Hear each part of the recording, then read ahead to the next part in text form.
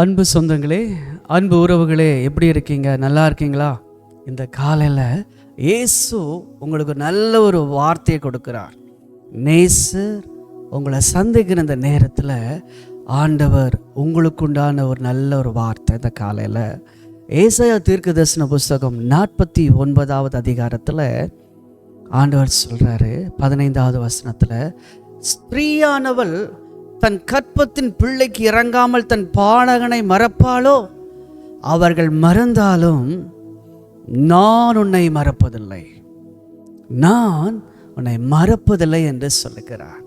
நீங்க சொல்றீங்க, கர்த்தர் என்னை கைவிட்டார், ஆண்டவர் என்னை மறந்தார் என்று சொல்லுகிறார். சீயோனோ கர்த்தர் என்னை மறந்தார், கர்த்தர் என்னை கைவிட்டார் என்று சீயோன் சொல்லுகிறாளாம். நீங்களும் அதே போல ஆண்டவர் என்னை கைவிட்டுட்டாரு, ஆண்டவர் என்ன மறந்துட்டாரு அப்படி நீங்க சொல்றீங்க. இயேசு உங்களை பார்த்து, உன் தாய் உன்னை மறந்தாலும், உன் தகப்பன் உன்னை மறந்தாலும், உன் சூழ்நிலைகள் உன்னை மறந்தாலும், தாய் மறந்தாலும் நான் உன்னை மறப்பதில்லை.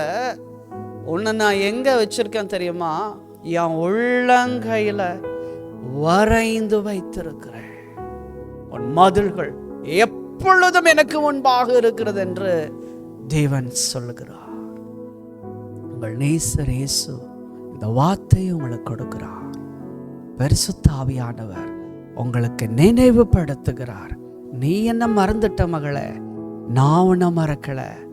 தாய் உனக்கு என்னென்ன காரியம் செய்யணும், இப்படியெல்லாம் செய்யணும் அப்படின்னு அந்த தாய் நினைத்து கொண்டிருக்கிற அவள் மறந்தாலும் நான் உன்னை மறக்க மாட்டேன். உன் மேனேஜர் நீ செய்த காரியங்களை, நன்மைகளை அவர் மறந்தாலும் உன் ப்ரமோஷனுக்கு நான் உன்னை மறக்க மாட்டேன். எத்தனையோ காரியங்கள் மரணத்துக்கு ஏதுவாக டாக்டர்கள் சொல்லிவிட்டார்கள். ஐயோ, நான் கர்த்தருக்காக பிரகாசிக்கணுமே, கர்த்தருக்காக வாழணுமே என்று சொல்லி கொண்டிருக்கிற உனக்கு இயேசு, உன்னை நான் மறப்பதில்லை, உன்னை நான் குணமாக்குவேன், என் தழும்புகளால் உன்னை குணமாக்குவேன் என்று இயேசு சொல்லுகிறார். அவர் உன்னை சுகப்படுத்துகிறவர். அருமையான வாலிப மகனே, அருமையான வாலிப மகளே, உனக்கு ஏற்ற துணையை ஏற்ற காலத்தில் அவர் மறக்காமல் உனக்கு கொடுப்பார். அதனால நீ சோர்ந்து போக வேணாம். இந்த காலையில் உற்சாகத்தோடு, அவர் என்னை மறந்துட்டாரு, என்னை கைவிட்டுட்டாரு, என்னை நினைக்கல அப்படின்னு சொல்லி புலம்பிட்டு இருக்கிற உனக்கு ஒரு ஆன்சர் இன்னைக்கு காலையில் ஆண்டவர் தராரு. சந்து போக வேணாம். ஏசு நான் மறப்பதில்லை என்று அவர் சொல்லுகிறார். இது என் உள்ளங்கைகளில் உன்னை வரைஞ்சு வச்சிருக்கேன்.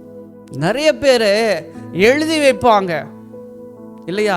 ஆண்டவர் கரத்துல எழுதி வச்சிருக்கிறார். அவர் கரத்துல இருந்து ஆசீர்வாதம் புறப்படும், அவருடைய கரத்திலிருந்து நன்மைகள் புறப்படும். அவர் கரத்தினால உண்டாகிற நன்மைகளை உனக்கு தரப்போறாரு. வாழ்க்கை செழிக்க போகிறது. மகிழ்ச்சியாயிரு தெய்வ பிள்ளையே. உன்னை கர்த்தர் என்றைக்கும் என்றென்றைக்கும் ஆசீர்வதிக்க போதுமான தேவனா இருக்கிறாரு என்பதை நீ மறந்துடாத, நீ மறந்துடாதேன்னு ஆண்டவனுக்கு இந்த காலையில் சொல்கிறாரு. உன் வேலை என்ன, உன் பிஸ்னஸ் என்ன, கர்த்தர் கொடுக்க வேண்டிய நேரத்தை கொடுத்து அதை நீ மறக்காத. கர்த்தருக்கு கொடுக்க வேண்டிய பங்கை நீ மறக்காத, தசம பாகத்தை மறக்காத, ஊழியக்கார கனப்படுத்துறத நீ மறக்காத, பெற்றோர்களை கனம் பண்ணுவதை நீ மறக்காத. அவர் சொல்றார், நான் உன்னை மறப்பதில்லை என்று. கர்த்தரை ஆசீர்வதிப்பார். God bless you. God be with you. நாளை சந்திப்போம். இது உங்கள் நேசர் சந்திக்கும் நேரம்.